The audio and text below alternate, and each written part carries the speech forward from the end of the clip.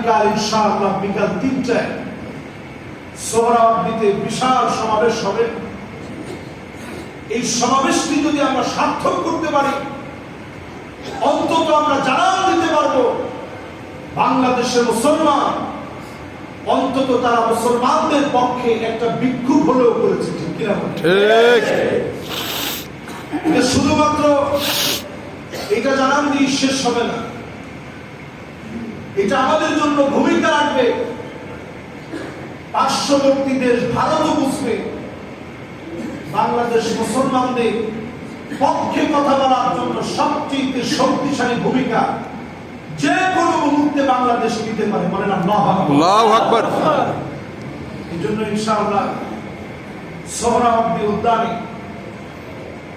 যে বিক্ষোভ সমাবেশের আয়োজন করা হয়েছে 3টা থেকে, দল মত নির্বিশেষে সব ধরনের মানুষ সেখানে উপস্থিত হবে।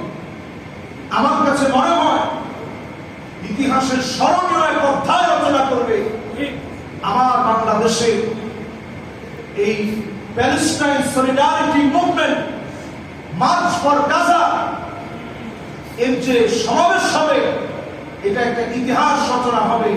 আরেকটা বার প্রমাণ হবে আমাদের দেশের মানুষের ভিতরে যে কোনো মুহূর্তে ইমানি হিম্মত জাগ্রত হতে সময় নেয় না। বলেন আল্লাহু আকবার। এই জন্য সম্মানিত মুসলিয়ান কারাম, যারা আমার সামনে এখন বসা আছেন,